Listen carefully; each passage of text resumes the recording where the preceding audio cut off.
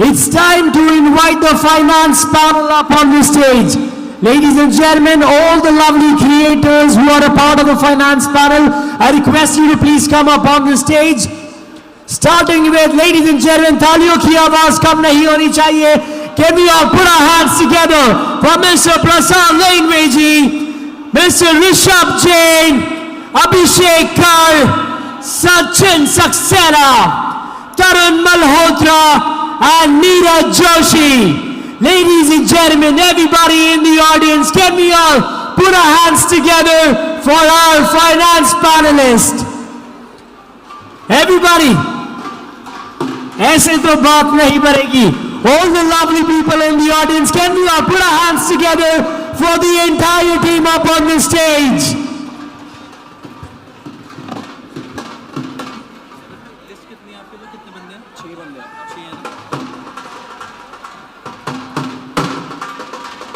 Everybody in the audience, make some noise! Woo!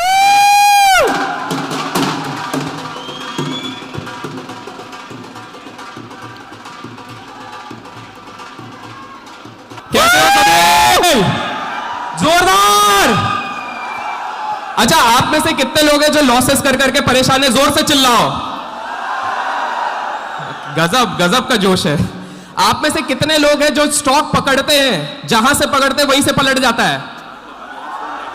और आप में से कितने लोग हैं जो एक बहुत ही प्यारी चीज हर थर्सडे को होता है, क्या बोलते हैं उसको? बस एक्सपायरी के दिन कितने लोगों के अकाउंट एक्सपायर हो जाते हैं? जोर से चिल्लाओ. वाह वाह वाह. तो आप सभी के दिमाग में जितने सवाल हैं उनके जवाब चाहिए कि नहीं? बिल्कुल चाहिए. तो ये जो पैनल होगा वो बड़ा दमदार होने वाला है. हम यहां पर ऐसी ऐसी चीजों के बारे में बात करेंगे, तो अपने हाथ कान नाक सब खुले रखो. नाक तो वैसे खुला ही रहता है, बट सब कुछ खुले रखो, बिकॉज हम लोग बहुत ही तगड़ी तरीके से बात करने वाले हैं. हम क्या क्या बात करने वाले हैं? हम इन्वेस्टिंग, ट्रेडिंग, इवन टैक्सेशन. कितने लोगों को ये कंफ्यूजन रहता है कि इनकम टैक्स कैसे भरा जाए स्टॉक मार्केट का? जो बताइए, हाथ से दिखाइए कितने लोग. अरे पहले इनकम तो कमा लो यार. तो यार अच्छा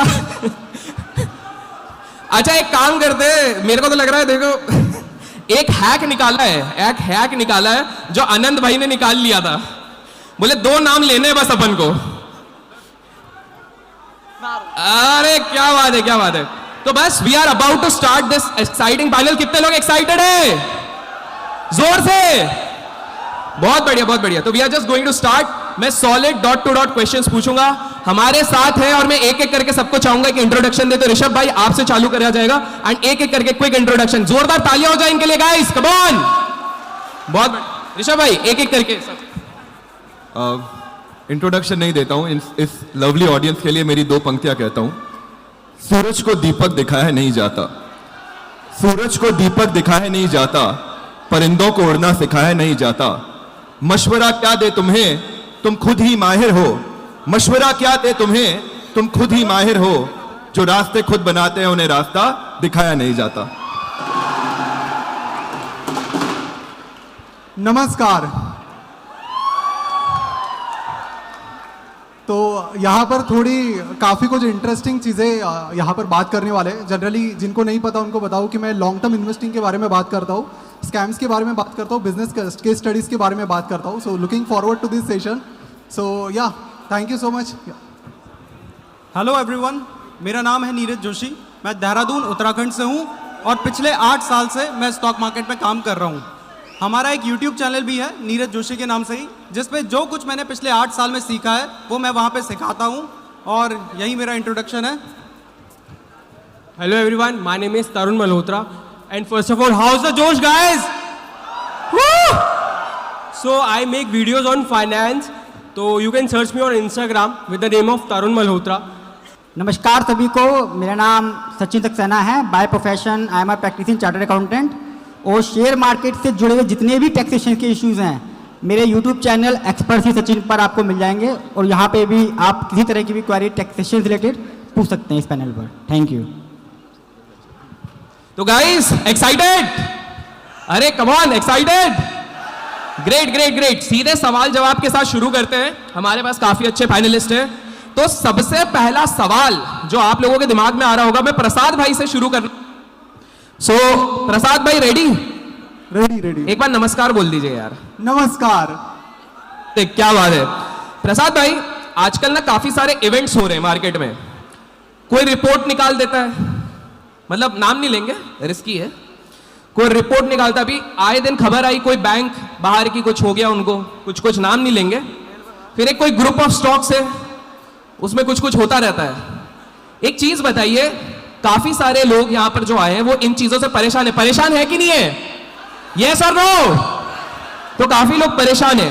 तो 3 चीजें ऐसे बताइए, जब हम शेयर बाजार में आते हैं तो इक्विटी इन्वेस्टर्स को ध्यान रखना है इस तरह के इवेंट से बचने के लिए। काफ़ी कंट्रोवर्शियल क्वेश्चन है, तो उससे पहले मैं थोड़ा सेफ्टी चेक कर लेता हूँ मेरी। आप में से कितने लोग हैं जो हिंडनबर्ग को सही मानते हैं? हाथ ऊपर करके बता दो। और आप में से कितने लोग हैं जो अदानी ग्रुप को सही मानते हैं? ठीक है, क्योंकि मेरे को सेफली पुणे भी जाना है ना, तो रास्ते में गायब होने वाले हो वैसे आप, पर ठीक है। तो मेरे हिसाब से जिस तरह के ये इंसिडेंट होते हैं, तो एक चीज़ है, मतलब जो देखिए कोई रिसर्च बनाए उसके बेसिस पे ओपिनियन बनाओ, तो उससे बढ़िया ये है कि आप अपना खुद का एनालिसिस करो, ओपिनियन बनाओ। तो सिंपल सी चीज़ मेरी है कि मैं नहीं मानता कि आप बहुत डिटेल में आपको जाना चाहिए किसी भी चीज़ में। सिंपल सी चीज़ें देखते हैं तो उससे भी आइडिया आनी चाहिए। जैसे कि अगर कोई भी कंपनी है, उसका ग्रोथ रेट अगर 20% का है, या मान लीजिए उसका पी है 20 का, तो मैं एक्सपेक्ट करूंगा कि कम से कम कंपनी ग्रोथ 15% का मुझे दे दे। ये मेरा सिंपल सा एक्सपेक्टेशन है। लेकिन अगर कोई कंपनी 100 का पी मांग रही है तो मैं 80 का पी एक्सपेक्ट करूंगा, 70-80 का, 200-300 मांग रही है, उस हिसाब से मैं ग्रोथ एक्सपेक्ट करूंगा। तो जनरली जब पी ज़्यादा है और ग्रोथ उस हिसाब से नहीं है, तो I think that is a clear cut indication कि वैल्यूएशन बहुत ज़्यादा है। तो मैं तो उस हिसाब से ही कंपनी को, मतलब कोई भी कंपनी हो, किसी भी सेक्टर की हो, मैं तो जनरली ऐसे ही देखता हूँ कि ग्रोथ अगर आप में है, मैं ज़्यादा पी देने के लिए रेडी हूँ, नहीं है तो नहीं रेडी हूँ। तो अभी कुछ कंपनी जैसे अदानी ग्रुप की, जिनका ये ग्रोथ टू पी मुझे सही लगा। कुछ कंपनीज है जैसे एंटरप्राइजेस, जिसका मुझे थोड़ा ओवर वैल्यूड लगा। तो वो डिपेंड करता है, इस तरह से अगर आप खुद का भी एनालिसिस करो और ग्रोथ को पी से भी कंपेयर करो, तो you will get fair idea कि मेरा एनालिसिस क्या कहता है, मेरी एक्सपेक्टेशन क्या है। और एक्सपेक्टेशन से मतलब पार्ले जी 5 रुपए का है, तो आपका फोकस ये होना चाहिए कि मैं इसको या तो 4 में लूँ, 4.5 में लूँ, 5 या 5 से ऊपर ना लूँ। क्या बात है, क्या बात है। 5 रुपए का पार्ले जी मुझे 10 रुपए में मिल रहा है क्योंकि लोग उसे खरीद रहे हैं, फिर वो कल 11 का हो रहा है, परसों 12 का हो रहा है, तो मैं उसे खरीद लूँ। That is not a good analogy. तो मैं तो यही कोशिश करता हूँ कि जितने का चीज़ है उसको कम में ले लूँ। So that is what I focus on. क्या बात है, क्या बात है।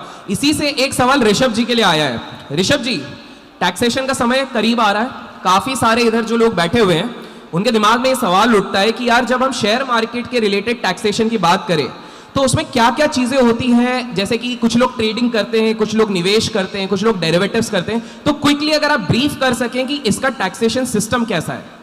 ठीक है, तो इससे बेटर मैं एक अभिषेक भाई ये बता देता हूँ, क्योंकि मार्च का समय अब खत्म होने वाला है। जो जी काम करना है वो अभी नेक्स्ट 2-3 वीक में करना है। तो 2-3 ऐसे तरीके बताता हूँ जो सारे इन्वेस्टर्स को, ट्रेडर्स को जनरली पता होने चाहिए बिफोर मार्च एंड्स। तो सबसे पहला जो तरीका है उसे बोला जाता है कैपिटल गेन हार्वेस्टिंग। तो आपको ये पता है यहाँ पे लॉन्ग टर्म कैपिटल गेन लगता है, राइट? इन्वेस्टिंग वाले लोग भी यहाँ पे लॉन्ग टर्म कैपिटल गेन लगता है, पता है। उसमें एक लिमिट है जिसे बोला जाता है 1 लाख रुपए तक का आपका कैपिटल गेन, उस पर टैक्स नहीं लगेगा। अब मुझे एक बात बताओ, यहाँ पे ऐसे कितने लोग हैं जो शेयर लेके बैठे हुए हैं बहुत सालों से कि अभी नहीं बेच रहे हमें? ऐसे लोग भी हैं यहाँ पर? Shout out please. जो शेयर लेके बैठ जाते हैं और लंबे समय तक होल्ड करते हैं, कोई नहीं है? कितने लोग होल्ड करके रहते हैं? होल्ड तो अरे एक बार चिल्ला के बता दो यार। ओके, तो उन लोगों को मैं ये सजेस्ट करूंगा कि 1 लाख की उस लिमिट को हमें यूज करना है। तो इसके लिए बहुत सिंपल तरीका ये है, अगर आप इस कैपिटल गेन को हार्वेस्ट करना चाहते हैं तो अपने स्टॉक को, अगर आपके पास 1 लाख रुपए बैंक में पड़ा है, उतने रुपए का ही स्टॉक तुरंत खरीदिए और उतने ही रुपए के स्टॉक तुरंत बेच दीजिए। और मान लीजिए उसमें आपका 30,000 रुपए का कैपिटल गेन हो रहा है, तो कैपिटल गेन आपके अकाउंट में आ जाएगा। इस तरह से टोटल 1 लाख रुपए तक का आप कैपिटल गेन हर साल हार्वेस्ट कर सकते हैं। This is number 1। नंबर 2, यहाँ पे बहुत सारे ट्रेडर्स भी होंगे और ट्रेडिंग में इनिशियली अर्ली डेज में लॉसेस हो सकते हैं, लेकिन ज्यादातर बच्चों को ये पता नहीं होता है कि इस लॉस को आप आगे कैरी फॉरवर्ड कर सकते हैं और अगले साल जो आपका प्रॉफिट होने वाला है, अगर आपने इस लॉस को इस साल बुक नहीं किया और उसका रिटर्न नहीं फाइल किया, तो अगले साल आप जो प्रॉफिट पे टैक्स दोगे और इस साल का लॉस हो गया वो लॉस हो गया। तो जो लोग कैपिटल गेन इस मार्केट में है और उनको ट्रेडिंग में लॉस हो रहा है या फिर लॉन्ग टर्म कैपिटल गेन में, शॉर्ट टर्म कैपिटल गेन में लॉस हो रहा है, तो अपना रिटर्न जरूर फाइल करें ताकि आप उस लॉस को अप टिल 8 ईयर्स तक कैरी फॉरवर्ड कर सकते हैं। मान लीजिए इस साल 50,000 का लॉस हुआ, अगले साल 1.5 लाख का आपका प्रॉफिट हो गया, तो वो 50,000 अगले साल वाले अकाउंट में एडजस्ट हो जाएगा। और लास्ट टिप आप सभी को देना चाहता हूं जो यहाँ पे ट्रेडर्स हैं, मान लीजिए आप इस सेमिनार में आए, कहीं से ट्रैवल करके आए हैं, प्लस यहाँ का टिकट आपने बाय किया है, तो ये सारे चूंकि ट्रेडिंग है या ऑप्शंस में आप ट्रेड करते हैं, it is considered as a business income, तो ये सारे एक्सपेंसेस आप क्लेम कर सकते हैं और अपने ओवरऑल इनकम को कम कर सकते हैं by claiming all the small expenses, including अगर आपने एक ऑफिस ले रखा है, वहाँ की रेंट जाती है, वहाँ की आपका इलेक्ट्रिसिटी, कुछ भी और एक्सपेंसेस होता है, आपने और मैगजीन्स के सब्सक्रिप्शन ले रखे हैं, कोर्सेज खरीद रखे हैं, तो ये सारे आप क्लेम कर सकते हैं एज आपके इनकम में से वो अमाउंट कम हो जाएगा। तो ये 3 तरीके हैं। क्या बात है, मतलब ऋषभ भाई ने पूरे तरीके बता दिए जिस प्रकार से आप सभी अपने टैक्सेस को बचा भी सकते हैं और सारी चीजें कर भी सकते हैं। अब मुझे एक बात बताइए, नीरज जी आपके लिए एक सवाल है। ऋषभ जी ने ट्रेडर्स के बारे में बात करी है, तो एक सिंपल सा सवाल है कि काफी सारे ट्रेडर्स जो यहाँ पर है, उन्होंने स्टार्टिंग में बोला कि लॉसेस से वो लोग परेशान हैं और कहीं ना कहीं इसका ताल्लुक होता है रिस्क मैनेजमेंट से। तो रिस्क मैनेजमेंट इंसान कैसे करे, कुछ 3 रूल्स बताएं जो आज यहाँ पर बैठे हुए जितने लोग आए हैं जो ट्रेडर्स बन रहे हैं या बनना चाहते हैं, उनको ध्यान रखना ही चाहिए। मुझे लगता है सबसे ज़्यादा इंपॉर्टेंट क्वेश्चंस अभी तक, मतलब सबसे ज़्यादा जो इंपॉर्टेंट है वो है रिस्क मैनेजमेंट। इवन ट्रेडिंग में कहा जाता है कि trading is 80% risk management and only 20% strategy, but हम फोकस करते हैं स्ट्रैटेजी पे, रिस्क मैनेजमेंट पे हम बिल्कुल भी फोकस नहीं करते हैं। तो हमने रिसेंटली रिस्क मैनेजमेंट को टेस्ट करने के लिए एक एक्सपेरिमेंट किया। उस एक्सपेरिमेंट में हमने 10 रैंडम ट्रेड्स लिए। देखो ये बिल्कुल गलत है, रैंडम ट्रेड्स नहीं लेने चाहिए, हम सिर्फ एक्सपेरिमेंट कर रहे थे इसलिए हमने रैंडम ट्रेड्स लिए, जिसमें अब रैंडम ट्रेड्स तो हमने लिए लेकिन उसमें हमने हमारा जो स्टॉप लॉस था उसको बिल्कुल फिक्स्ड रखा था, उसमें हमने बिल्कुल भी कॉम्प्रोमाइज़ नहीं किया। जो हमारा स्टॉप लॉस था वो 10% था और जो हमारा टारगेट था उसको भी हमने बिल्कुल फिक्स रखा था, उसको भी नहीं छेड़ा। हमने भले ही कोई स्ट्रैटेजी यूज़ नहीं की लेकिन हमने अपना, क्योंकि स्टॉप लॉस भी फिक्स रखा था और टारगेट भी फिक्स रखा था, इस वजह से हमने जब ट्रेड किया और 10 रैंडम ट्रेड हमारे हो गए तो उसके बाद हम प्रॉफिट में थे। अब देखो मैं यहाँ पे बिल्कुल भी आपको रिकमेंड नहीं करता हूँ कि आप रैंडम ट्रेड करें, लेकिन अब सोचो अगर हमने कोई भी स्ट्रैटेजी अप्लाई की होती, लेकिन अब जब मैं ये ट्रेड कर रहा था तो जो मेरा फर्स्ट ट्रेड था उसमें तुक्का भिड़ गया और तुक्के से मुझे प्रॉफिट हो गया, उसमें मेरा टारगेट हिट हो गया, लेकिन क्योंकि टारगेट हिट हुआ है तो साथ साथ स्टॉप लॉस भी होंगे। तो जो हमारा सेकंड ट्रेड था उसमें हमारा स्टॉप लॉस हिट हुआ। अब मान लो मैंने वो स्टॉप लॉस लगाया ही नहीं होता तो उसके बाद प्राइस इतनी ज़्यादा नीचे गिर गई थी ना कि अगर वो मैंने स्टॉप लॉस नहीं लगाया होता तो कैपिटल ही नहीं बचती कि मैं आगे ट्रेड कर पाता।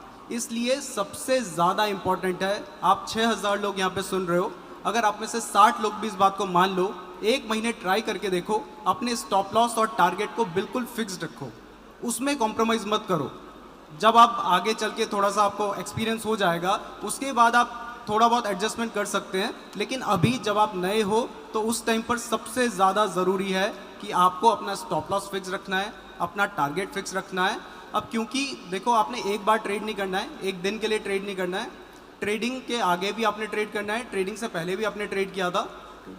तो अगर आप लॉन्ग टर्म में पैसा कमाना चाहते हैं तो ये सबसे ज़्यादा ज़रूरी है कि आपने अपने स्टॉप लॉस और टारगेट को फिक्स रखना है। अगर इस पे कॉम्प्रोमाइज़ करोगे तो पैसे नहीं कमा सकते, चाहे कोई भी स्ट्रैटेजी आप अप्लाई कर लो। क्या बात है, क्या बात है, बहुत ही बेहतरीन जवाब। और इसी से सर ने प्रॉफिट और रिस्क मैनेजमेंट की बात कर ली, लेकिन सचिन जी से एक सवाल है।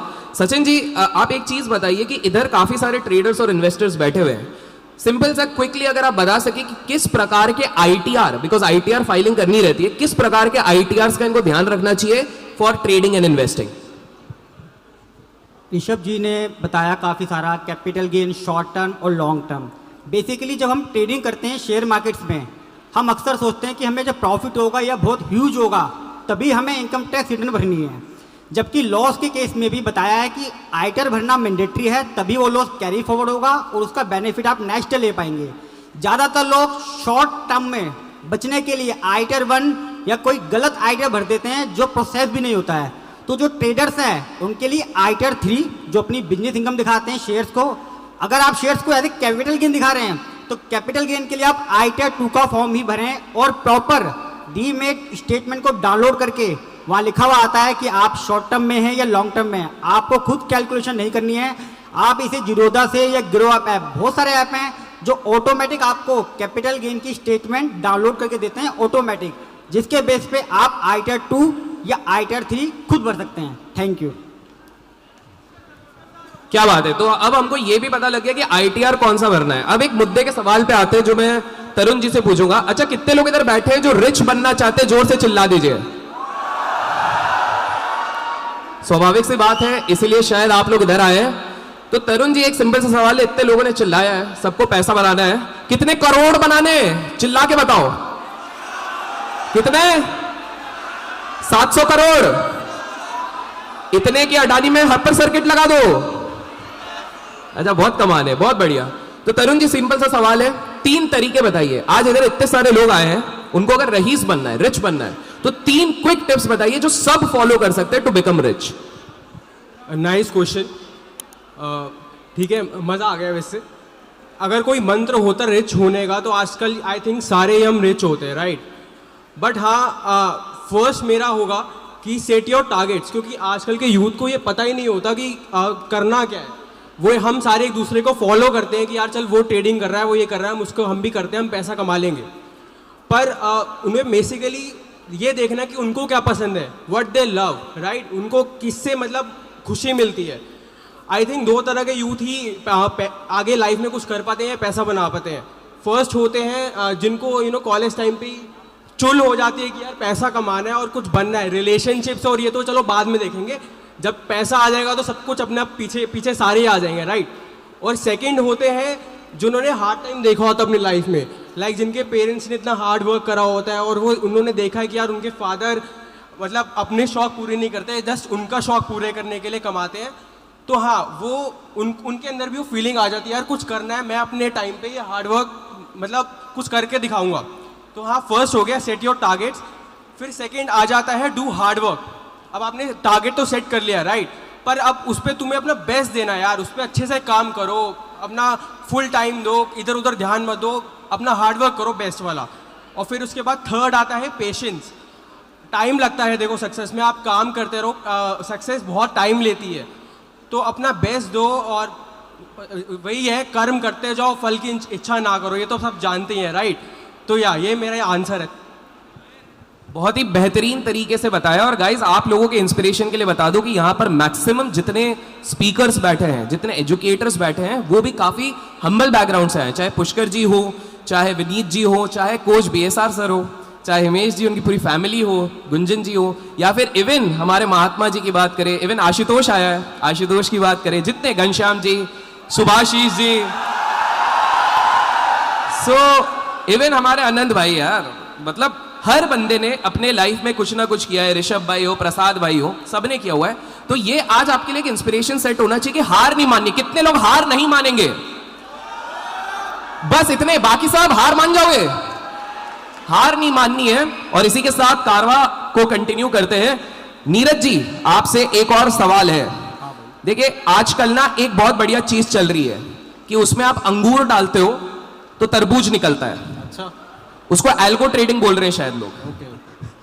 तो काफी सारे लोग कह रहे हैं कि भाई एल्गो ट्रेडिंग पूरा दुनिया बदल देगा। क्विक सवाल है, काफी सारे इधर, कितने लोग एल्गो ट्रेडिंग के बारे में जानना चाहते हैं? चिल्ला दीजिए एक बार। तो देखिए, इंटरेस्ट काफी है। सवाल सिंपल सा है, ये पहला एल्गो ट्रेडिंग होता क्या है, सिंपल तरीके से बताना है आपको। दूसरी चीज, इसका एडवांटेज क्या है, और तीसरे, यहां पर बैठे जितने लोग हैं उनको शुरुआत कब करनी चाहिए एल्गो ट्रेडिंग की, बताइए प्लीज। आप सभी लोग जानते हैं कि सन 2000 से पहले जो ट्रेडिंग की जाती थी वो ट्रेडिंग फ़ोन के थ्रू की जाती थी। मतलब हम कॉल करते थे कि भाई मुझे ये शेयर बाय करना है, और हमारा जो ब्रोकर था वो शेयर हमारे लिए बाय कर देता था। लेकिन जब इंटरनेट आया, उस टाइम पर क्या हुआ, उस टाइम पर हमारे सामने एक फ़ोन है जिसके थ्रू हम ट्रेड करते हैं। बट कहा जाता है कि आगे के 10 साल बाद की सोचो, तो 10 साल बाद क्या होगा? 10 साल बाद ये होगा, वही जो ये कह रहे हैं, अंगूर डालेंगे और तरबूज निकलेगा। तो वही है एल्गो ट्रेडिंग। एल्गो ट्रेडिंग का बेसिकली मतलब है, एल्गो का मतलब होता है कंप्यूटर प्रोग्राम।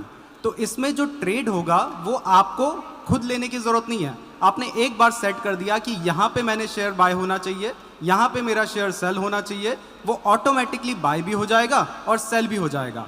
अब इसका फ़ायदा क्या है? फ़ायदा देखो सिंपल है। सबसे बड़ी गलती जिसकी वजह से हमें लॉस होता है वो है हमारी भावनाएं, हमारे इमोशंस। तो अगर हमारे जो इमोशंस हैं वो बीच में आए ही ना, तब तो हमें प्रॉफिट हो सकता है। हमने अपनी एक स्ट्रैटेजी लगाई, उसमें अपना स्टॉप लॉस लगाया, टारगेट लगाया और काम हो गया। तो यही काम कंप्यूटर प्रोग्राम्स कर सकते हैं और अभी से ये चीज़ें चलने लगी हैं। इवन काफ़ी सालों से जो बड़े फंड मैनेजर्स हैं वो एल्गो ट्रेडिंग का यूज़ ही करते हैं अपने ट्रेड्स लेने के लिए। इवन रिसेंटली हमने खुद भी ये ट्राई किया था। अभी इनिशियली जो रिटेल ट्रेडर्स हैं उनके लिए इसकी बहुत ज़्यादा ज़रूरत नहीं है, ज़रूरत है भी तो अभी ये बहुत ज़्यादा कॉम्प्लेक्स है। रिटेल ट्रेडर्स इसको नए लोग बिल्कुल भी अप्लाई नहीं कर पाएंगे, लेकिन आने वाले 4-5 साल बाद ये थोड़ा कॉमन हो जाएगा। इवन अभी भी कुछ सॉफ्टवेयर्स हैं जिनके थ्रू ये किया जा सकता है। तो अगर आप 5 साल बाद की सोच रहे हो तो आपको थोड़ा बहुत सीखना ज़रूर शुरू कर देना चाहिए एल्गो ट्रेडिंग क्या होती है इसके बारे में। और आज मैंने आपको थोड़ा सा बता ही दिया है कि कंप्यूटर प्रोग्राम के थ्रू जब हम ये सेट कर देते हैं कि कहाँ पे बाय होना चाहिए, कहाँ पे सेल होना चाहिए, और वो कंप्यूटर प्रोग्राम खुद कर देता है, तो इसी को एल्गो ट्रेडिंग कहा जाता है। क्या बात है, क्या बात है, बहुत खूब, बहुत खूब। प्रसाद जी, आपके लिए एक सवाल है। आजकल आए दिन हम सुर्खियों में सुन रहे हैं कि सोशल मीडिया में स्टॉक मैनिपुलेशन हो जाता है। मतलब ऐसा सुना है मैंने, पता नहीं होता है कि नहीं होता है। और स्टॉक्स रिकमेंड होते हैं और वो ऊपर नीचे हो जा रहे हैं। फिर कुछ एक्टर एक्ट्रेस शायद हो जाते हैं इसमें। तो मुझे एक बात बताइए प्रसाद जी, आपसे एक सिंपल सा सवाल है। हम सबको भी रिस्पॉन्सिबल सोशल मीडिया इन्फ्लुएंसर लोग कहते हैं, तो अगर एक रिटेल जो यहाँ पर बैठे हुए हैं वो किस प्रकार से इन चारों की चीज़ों में बच सकते हैं कि यार उनको पता कैसे चले कि यार ये बंदा जो हमको किसी भी सोशल मीडिया प्लेटफॉर्म पे अगर बोल रहा है कि XYZ स्टॉक हमको लेना है, कि ये 25 पैसे का स्टॉक 21 दिन में डबल हो जाएगा, अगर इस तरह की चीज़ें बात कर रहा है, तो हम किस प्रकार से इन चीज़ों से बच सकते हैं? जितने लोग यहाँ पर बैठे प्लीज़ गाइड कीजिए। आप में से कितने लोगों को पता है कि अरशद वारसी को स्टॉक मार्केट से बैन कर दिया गया है? मैं नाम नहीं ले रहा हूँ कंट्रोवर्सी बचाने के लिए, और ये सारे नाम ले रहे हैं।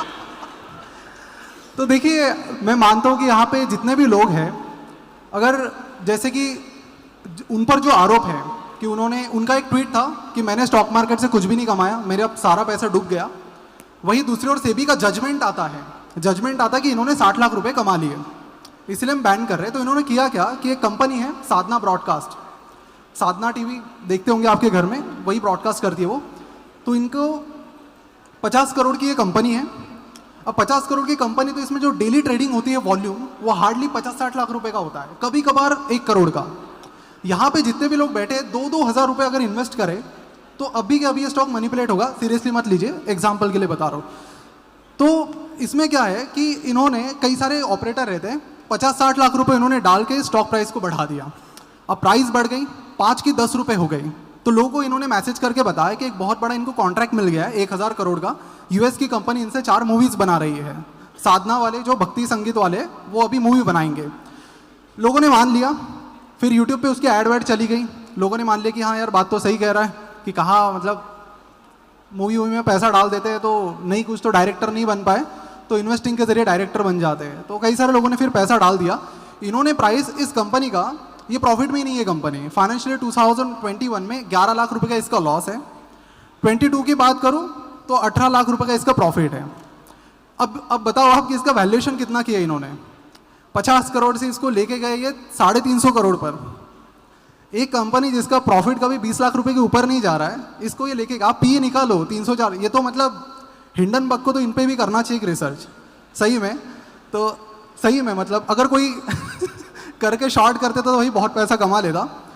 तो खैर उसको फिर बाद में पकड़ा गया। सेबी ने बोला कि यार पैसे बहुत छाप लिए इन लोगों ने, और तो पकड़ लेते। तो देखिए, इनमें 2-3 चीज़ें होती है। ये सारी जो कंपनीज होती है, इनका जो मार्केट कैप होता है वो 50-60 करोड़ का ही होता है हमेशा। एक एडवाइस है मेरी कि जब भी आप इन्वेस्ट करो तो अगर कोई कंपनी सिर्फ BSE पर लिस्टेड है तो थोड़ा संभल के, सिर्फ BSE पर लिस्टेड है तो थोड़ा संभल के मेक श्योर करना है कि वो कंपनी NSE पर लिस्टेड हुई हो। दोनों पे है तो अच्छी बात है, लेकिन सिर्फ BSE पर है तो बहुत सारी मतलब पेनी स्टॉक्स जो है वहाँ पर लिस्टेड है। और मैनिपुलेशन जो है, अभी ये बाहर आए, लेकिन आपको बता दूं कि बहुत ही नॉर्मल चीज़ है। इजीली अभी हम बात करें, अभी भी कई सारे स्टॉक्स में मैनिपुलेट हो रहा है। बिकॉज अगर क्योंकि मार्केट में तो ऐसी कंपनीज भी है जिनका मार्केट कैप 5-10 करोड़ का है, 10-20 लाख रुपए भी कोई डाल दे तो मैनिपुलेट हो जाता है। So that is what happening. तो इनसे छोटी मार्केट कैप और जो एक्सचेंज का मैंने बताया, वो 2 चीज़ें फॉलो करोगे तो, और फिर ये इनकी बातें मत सुनो आप यार, कि किसी ने बोल दिया कि आप डायरेक्टर बन जाओ इनडायरेक्टली इन्वेस्ट करके, या फिर जो भी बातें बता रहे हैं, तो इतना इजी नहीं होता पैसा कमाना। So thank you so much Prasad भाई, बहुत ही नॉन कॉन्ट्रोवर्शियल बातें आप बताते हैं, थैंक यू। अब ऋषभ भाई आपसे देखो, अच्छा नहीं लगेगा कि सारी कंट्रोवर्सी का श्रेय प्रसाद भाई ले जाए। ऋषभ भाई यार, ये स्टूडेंट्स को इन्वेस्टिंग कब शुरू करनी चाहिए? या मेरा थोड़ा सा इसमें अलग ओपिनियन है। मुझे लगता है एक फुल टाइम स्टूडेंट्स के लिए इन्वेस्टिंग स्टूपिड है। मैथ्स प्रूव करती है इसे। मैं कई जगह कॉलेजेस में बात करने जाता हूँ तो बच्चों से पूछता हूँ कि कौन कौन इन्वेस्टिंग करता है, तो सारे लोग हाथ खड़े कर देते हैं। लेकिन फिर मैं उनसे पूछता हूँ कि आप में से कितने लोग हैं जो महीने के 2-2.5 हज़ार रुपये ऑन एन एवरेज इन्वेस्ट कर रहे हैं, तो उसमें से 2-3 जने हाथ खड़े करते हैं। सबसे पहले तो मैं स्टूडेंट्स को बताता हूँ कि इनका नाम नोट कर लो, इनसे रोज पार्टी लिया करो, इनके पास बहुत पैसे हैं, ठीक है। फिर जब गणित करते हैं कि 2-2.5 हज़ार रुपये महीने का इन्वेस्ट करके आप 3 साल भी इन्वेस्ट कर लोगे तो कितना हो जाएगा? 90,000 रुपये आप इन्वेस्ट करोगे, 1,09,000 रुपये बन जाएंगे। उससे बढ़िया भैया थोड़ा पढ़ाई वढ़ाई में ध्यान दे दो तो पहले महीने की सैलरी उससे ज़्यादा होगी आपकी। तो ये भूल के अपने गोवा की ट्रिप सेक्रीफाइस करके, अपनी गर्लफ्रेंड का डिनर सेक्रीफाइस करके 200-500 रुपये बचा के लगा रहे हैं इधर उधर। बट ऋषभ भाई, गोवा की ट्रिप हम सैक्रिफाइस नहीं करते, बनता 10 लोगों के साथ है, जाता कोई नहीं है। उनमें से वो 2-3 जने जरूर होते हैं, भाई पैसे नहीं है क्योंकि स्टॉक्स में लगा दिए। तो अगर आप एक फुल टाइम स्टूडेंट हो तो मैथ्स यही कहती है कि ये 2,000-5,000 रुपये आप अगर लगा भी दोगे स्टॉक मार्केट में, तो ये अंगूर की बात कर रहे थे, मैं ये बोलता हूँ कि अगर आप छोटे से अमाउंट पे 12 नहीं चलो 50% भी रिटर्न कमा लोगे। आपने 50,000 रुपये इन्वेस्ट कर रखा है, 3 साल में 50% रिटर्न आ गया, उस पर 60% आ गया, कितना हो जाएगा? तो फिर हम आपके जैसे करोड़पति कैसे बनेंगे फिर? पहले सबसे पहले पैसा कमाना सीखो। There has to be alternate source of income, there has to be a primary source of income. लोग क्या करते हैं, प्राइमरी सोर्स है ही नहीं, अपना side income secondary source investing ढूंढने लग जाते हैं। पहले एक प्राइमरी सोर्स ऑफ इनकम बनाओ और उसके बाद बेझिझक इन्वेस्ट करो, उसको ट्रेड करो। लेकिन स्टूडेंट्स के लिए सबसे पहला और सबसे जरूरी काम है सीखना और अपने लिए एक primary source of income develop करना। कितने लोग एग्री करते हैं इस चीज से? एक बार चिल्ला के बताओ तो यार। तो ऋषभ भाई, आपकी थ्योरी अब प्रूव हो रही है, काफी लोग एग्री करते हैं लॉजिकल बातों से। तो अब हम एक बार चलते हैं वापस तरुण जी के पास। तरुण जी, एक सिंपल सा सवाल है, आपने रिच कैसे होना ये तो बता दिया, अब रिच होने का ना एक तरीका होता है। मैं इंस्टाग्राम खोलता हूं, आजकल 15 साल के बच्चे भी बता रहे पावर ऑफ कंपाउंडिंग, इन्फ्लेशन। 25 साल पहले अगर विप्रो में पैसे नहीं लगाए तो 700 करोड़ कैसे आएंगे, इस तरह की कहानी सुनी होगी। तो हर कहानी में एक मुद्दे की बात होती है, एसआईपी। तो मुझे एक बात बताइए, एसआईपी होता क्या है, एसआईपी किनको करनी चाहिए, इसके एडवांटेज क्या है और क्या सही तरीका होता है एसआईपी करने का जिसको हर कोई अप्लाई कर सकता है? चेक। जैसे ऋषभ भाई ने बताया कि स्टूडेंट्स को इन्वेस्ट नहीं करना चाहिए, but I think students monthly का 500 रुपये तो मिनिमम इन्वेस्ट कर सकते हैं यार। ये हो गई कंट्रोवर्सी। मतलब एसआईपी में ही करना है, डायरेक्ट इन्वेस्टमेंट नहीं कर रहे हैं हम। एसआईपी का मतलब क्या होता है, सिस्टमैटिक इन्वेस्टमेंट प्लान। उसमें आप म्यूचुअल फंड में एक 30-40 बकेट होती है इक्विटीज़ की, उसमें आप इन्वेस्ट कर रहे हो और वहाँ पे फंड मैनेजर आपका फंड मैनेज कर रहा है। तो आपको वो सरदर्दी भी नहीं है कि यार मेरे को आज स्टॉक बेचना है, मेरे को आज स्टॉक खरीदना है। आप महीने का 500 रुपये अगर डाल रहे हो, जैसे पुष्कर सर ने भी बताया था पावर ऑफ कंपाउंडिंग, उन्होंने एसआईपी का स्टार्टिंग में एग्जाम्पल दिया था कि अगर आप 30 साल 20 साल वेट कर रहे हो तो आपके करोड़ों रुपए बन रहे हैं। तो एसआईपी आपकी कहाँ पे हेल्प कर सकती है, जैसे 5-6 साल बाद आपका कोई गोल होगा कि आपको गाड़ी खरीदनी है, राइट, या आपको घर खरीदना है, तो आपने अर्ली स्टार्ट कर रखी है एक एसआईपी 500 या 1000 रुपये की। तो आप वो 5-6-10 साल बाद देखोगे यार कि वो यार एक मेरा फंड तैयार हो गए, मतलब साइड में है, तो मैं उसको एक उससे गाड़ी खरीद सकता हूँ या उससे मैं घर में भी डाल सकता हूँ। तो हाँ, एसआईपी यहाँ पे इंपॉर्टेंट आती है। तो स्टूडेंट्स को आई थिंक 500 रुपये से एसआईपी तो स्टार्ट करनी ही चाहिए। क्या बात है, तो सबको एसआईपी चालू करनी चाहिए, जो कि एक बहुत बढ़िया सॉलिड एडवाइस भी है। ऋषभ जी, आप एग्री करेंगे इस चीज से? मिनिमम इन्वेस्टमेंट 500 ही होती है, तो आप कर सकते। नहीं, हम ऋषभ जी से पूछेंगे। नहीं, मतलब मुझे कोई दिक्कत नहीं है। अगर देखो, आप एसआईपी इसलिए कर रहे हो कि आप एक डिसिप्लिन बनाना चाहते हो, उसी बहाने आप मार्केट देख रहे हो, नो इश्यूज। बट मुझे लगता है कॉलेज में 500 रुपये की कीमत बाहर, कॉलेज के बाहर निकलने के बाद 5000 रुपये की हो जाती है। मैंने कॉलेज में जिसको 20 रुपये का पराठा खिलाया ना, वो आज भी मेरा दोस्त है। मैं आपको कहीं लेके जाके 5000 की शैंपेन भी पिला दूंगा, अगले दिन बोलोगे कौन है भाई तू। तो आज की उम्र में ना, मतलब कॉलेज में 1-1 रुपया बहुत। तालियां हो जाए जोरदार। और कॉलेज के उस 500 रुपए जो इतने इंपॉर्टेंट है आपके लिए, उस 500 रुपए में आप, मैं कसम से बोल रहा हूं, 5,000 रुपए में जो गोवा की ट्रिप कॉलेज में होती है ना, आज 50,000 रुपए लगा के भी जाता हूं, मजा नहीं आता। एकदम सही बात है, एकदम सही बात। तो वो 500 रुपए आप क्यों 12% रिटर्न के लिए लगाओगे, जब वो 500 रुपए आपको अपनी जिंदगी बनाने में काम आ सकते हैं। तो मुझे तो लगता है ये 500,000 रुपए, अगर आप कोई आपकी इंटर्नशिप लग गई है 50,000 रुपए की, आप डिसिप्लिन के लिए कर रहे हो, जरूर इन्वेस्ट करो, हर जगह इन्वेस्ट करो, ट्राई करो। मैं कह रहा हूं क्रिप्टो, बिटकॉइन, किसमें भी लगाना है, शिबा इनू, जिसमें लगाना है लगाओ, कॉलेज में एक्सपीरियंस के लिए, एक्सपेरिमेंट के लिए। लेकिन वो 500,000 रुपए, मैं कसम से बोल रहा हूं आपको, वो 500,000 रुपए आपको कभी अमीर नहीं बनाएंगे। वो आप 3 साल बाद 1 महीने में अच्छी नौकरी पाके 1 महीने में उससे ज्यादा इन्वेस्ट कर दोगे, ये मैं आपको बता रहा हूं। क्या बात है, क्या बात है, क्या बात है। तो तरुण जी, मैं आपसे वापस पूछता, लेकिन मैं बाहर आप दोनों को बॉक्सिंग ग्लव्स दे दूंगा। तो सचिन जी, आपसे एक सवाल है। ये थोड़ा स्टॉक मार्केट के बाहर जाते हैं, इधर ना काफी सारे रईस लोग बैठे हुए हैं, ठीक है, रईस लोग मतलब अंधा पैसा जिनके पास है, जैसे आप। तो अभी क्या हो गया, पैसा बहुतों के पास है, और दो तीन नाम भी ले लेता हूं, जैसे अनंत भाई हो गए, सुभाषिश भाई हो गए, घनश्याम भाई हो गए, और पुष्कराज भाई हो गए। पुष्कर भाई हो गए। अच्छा, बाकी लोगों के पास भी है अंधा पैसा। प्रसाद भाई भी स्विस पता नहीं क्यों जाते रहते बार बार। कंट्रोवर्सी करनी तो पूरी करो। तो अब मेरा ये सिंपल सा सवाल, एक जनरल पूछ रहा हूं मैं सबके लिए, साहब से, आप में से कितने लोग 2-3 तरीका इन जनरल जानना चाहते हैं जिससे सैलरीड लोग टैक्स बचाना चाहते हैं? कितने लोग जानना चाहते हैं? सैलरी करने वाले जोर से चिल्लाओ यार, चिल्लाओ। तो सचिन जी, 2-3 तरीके बताइए सैलरीड लोग जिससे अपने टैक्सेस बचा ले। देखिए, सैलरी में और बिजनेस में सबसे बड़ा डिफरेंस क्या है?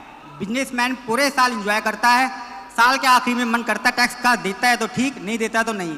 सैलरी वाले का पहले टैक्स करता है, फिर सैलरी आती है, कुछ बचता है तो खा पाता है। फिर भी सैलरी के अंदर 2 बहुत बड़े ऑप्शंस हमारे पास होते हैं जो हम हर कोई इग्नोर कर देते हैं। सबसे पहला हमारा मेडिकल एक्सपेंडिचर, जो हम पेरेंट्स पे खर्च करते हैं। 50,000 के अगर आप मेडिकल एक्सपेंडिचर खर्च करते हैं विदाउट कैश, वो आप अपनी सैलरी में से माइनस कर सकते हैं। दूसरा और इम्पोर्टेंट पार्ट HRA का है। अगर आप अपनी फैमिली में से भी किसी को HRA एक्चुअल में पे कर रहे हैं, रेंट पे कर रहे हैं और एग्रीमेंट है, तो आप फैमिली मेंबर को भी HRA पे करके उसकी डिडक्शन सैलरी में से ले सकते हैं।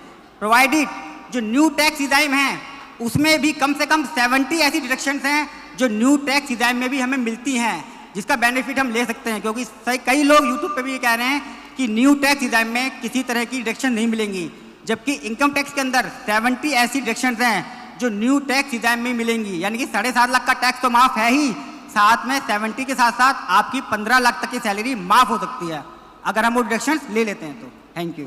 क्या बात है। तो मैं लास्ट एक सवाल सभी से पूछूंगा बिफोर वी रैप अप। शुरुआत करेंगे नीरज जी से, एक एक करके क्विकली अपन को 1-1 मिनट में बताना है। तो नीरज जी आपसे शुरू करेंगे और एक ही सवाल सबसे है, अगर इधर बैठे, अच्छा मैं पहले लोगों से पूछ लेता हूं, कितने लोगों को जल्दी से जल्दी 5 करोड़ रुपए कमाने, पहले चिल्ला दो यार। तो सवाल वही है, सबसे जल्दी 5 करोड़ का, अच्छा बैंक लूटने मत कहना, बिल्कुल नहीं कहूंगा, टेंशन मत लो। और बैंक लूट के लंदन जाने मत बोलना।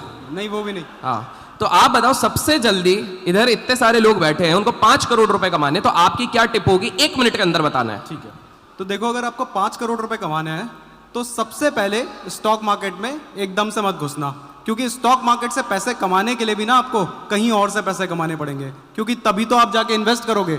तो सबसे पहले कोई एक बिजनेस देखो या कोई भी ऐसा तरीका जहां से आपके पास एक रेगुलर सोर्स ऑफ इनकम आने लगे, उसके बाद इन्वेस्ट करने की सोचो, तभी पैसा आएगा। ग्रेट। प्रसाद भाई, नॉन कॉन्ट्रोवर्शियल आंसर प्लीज। अच्छा, कॉन्ट्रोवर्शियल दे दो।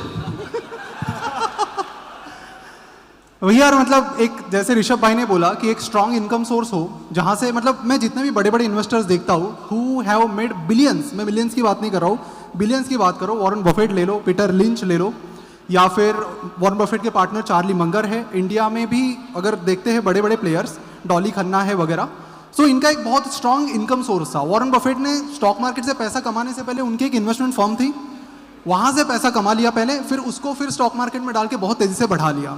Same is the thing for Peter lynch, fund manage करके बहुत सारा पैसा कमा लिया, फिर उसको बढ़ा दिया। तो आप भी अगर पैसा कमा रहे तो पहले इनकम क्रिएट करो, जनरेट करो और उसके बाद उसे तेज़ी से बढ़ाओ। बिकॉज जैसे कि बताया कि 500,000 से जो भी आप कमाओगे वो शायद 10 साल बाद 1 करोड़ हो भी जाए, लेकिन इन्फ्लेशन के चलते वो 1 करोड़ की वैल्यू 20 साल बाद कितनी होगी आपको भी पता है। So it doesn't make sense कि जस्ट गो विथ 1000 2000, आपको वो अर्निंग सोर्स बहुत बड़ा बनाना पड़ेगा। सो फोकस 80% फोकस आपका शुरुआत में तो इसी पे होना चाहिए कि मेरा क्विक अर्निंग, मतलब मैं अपना टाइम पुट करके कितना कमा सकता हूँ, बाद में उस आए हुए पैसे को आप इन्वेस्ट करके तेज़ी से बढ़ाइए। So first focus on the primary income source, जहाँ से आप तेज़ी से आगे बढ़ाओ। तभी हम देखते हैं कि मतलब बड़े बड़े इन्वेस्टर्स भी है इंडिया में, तो उन्होंने बहुत स्ट्रॉन्ग ब्रोकरेज, किसी ने ब्रोकरेज फर्म से पैसा कमा लिया, अगर कामत ब्रदर्स की बात करें तो। So they have like very strong income sources, उसी पर पहले आप फोकस करो, देन इन्वेस्टिंग से भी यू कैन डू लाइक उसको और तेज़ी से बढ़ाओ। ऋषभ भाई सेम क्वेश्चन, आपका 1 by 1000 कैसे कमाए? मैं ये जो पैसे वैसे की बात करते हैं उनको सिर्फ एक लाइन बोलता हूँ मेरी, कि ये छोटी सी जिंदगी है, ये छोटी सी जिंदगी है, इसकी इतनी सी कहानी है, ये छोटी सी जिंदगी है, इसकी इतनी सी कहानी है, मंजिलों तक पहुंचना नहीं है, मंजिलें खुद बनानी है।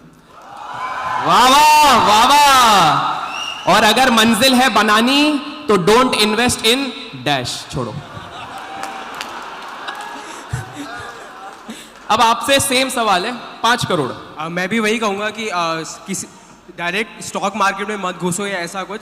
सबके अपने सपने होते हैं, सबके अपने गोल होंगे। किसी का होगा स्टार्टअप शुरू करना है, किसी का होगा मुझे यहाँ बिग 4 में जॉब चाहिए, तो पहले वो करो, अपनी एक इनकम स्टार्ट करो, धीरे धीरे फिर इन्वेस्ट करो, एक्सपीरियंस लो, कहाँ पे मैं कहाँ से, फिर आपको ऑटोमेटिकली आ जाएगा। लोगों से मिलोगे कि यार ये ऐसे पैसा बनाता है, ये ऐसे पैसा बनाता है। तो हाँ, धीरे धीरे टाइम टेकिंग प्रोसेस है, तो एकदम से नहीं आते 5 करोड़, टाइम लगेगा और टाइम दो। और सर जी आपसे भी सेम सवाल, 5 करोड़ कमाना है यार, मतलब फर्स्ट ऑफ ऑल मैं बता दूं, इंडिया के अंदर ओनली 135 रिटर्न्स हैं जो भरी जाती हैं 5 करोड़ से ऊपर, 135 रिटर्न है। तो 5 करोड़ का जो सपना है, फिगर स्टार्ट होती है 0 से 1 2 3 4 5। किसी को डिग्री लेनी है तो पहले वो सीए के एग्जाम नहीं देगा, वो जाएगा पहले नर्सरी में ही सीखेगा का खागा। तो मैं मानता हूँ कि हमें शुरुआत करनी चाहिए। 5 करोड़ फिगरें अगर 135 लोग भर रहे हैं तो वो हम भी भर सकते हैं, हम भी 135 लोगों में जरूर आएंगे, मेरा ही मानना है। Thank you. एक बात बोल दूं मैं यार, मुझे ऐसा लगता है अगर 5 करोड़ दिल कमा लिए ना, फिर वो सब 1-1 रुपया तो दे। लक्ष्य होना चाहिए 5 करोड़ लोगों का दिल। क्या बात है दोस्त, इस पे तो जोरदार शोर होना चाहिए यार। तो गाइज आई होप हमने एक छोटे से समय में, क्या से वैल्यू मिला कि नहीं मिला, बहुत सारा मिला कि नहीं मिला? तो मेरे हिसाब से आप सबने बहुत बढ़िया जस्टिफाई किया है, और मेरे तरफ से मैं केवल सभी लोग जो यहां पर आए उनको तहे दिल से धन्यवाद कहना चाहूंगा। आप लोग काफी दूर से आए हैं, हो सकता है शायद हम इंडिविजुअली आप सभी से ना मिल पाए, लेकिन मैं जाते जाते पुष्कराज जी अगर यहां पर अवेलेबल हैं, पुष्कराज जी को एक बार मैं बुलाना चाहूंगा स्टेज पे, ताकि वो बता सके, शायद पैनल उनको ठीक लगा, कैसा लगा, क्या रहा, और एक फोटो भी हो जाए सबके साथ। सबसे अमेजिंग, हर फील्ड से वर्सेटाइल नॉलेज आपको मिली है, ये बहुत इंपॉर्टेंट है। और मैं 100% एग्री करता हूँ यहाँ पे ऋषभ भाई की बात से कि यार डेफिनेटली आपके पास एक प्राइमरी सोर्स ऑफ इनकम होना चाहिए। ये मत सोचिए 500,000 रुपये लगा के इसी से करोड़पति बनेंगे। जेन्युइनली अगर आप देखेंगे ज़्यादातर लोग, तो वो बिल्कुल सही बोल रहे हैं कि you should focus on what you are doing right now and then focus on कि जो एक्स्ट्रा पैसा बच रहा है उसे मैं इन्वेस्ट करूं। बट दूसरी एक और इम्पॉर्टेंट चीज़ है, इन्वेस्टिंग की आदत आपको पैसा जोड़ना सिखाती है, वरना पैसा कभी बचेगा ही नहीं। तो आप एक ऐसा अमाउंट जो बहुत ज़्यादा सिग्निफिकेंट नहीं है आपके लिए, वो ही सही, बट शुरुआत ज़रूर कीजिए।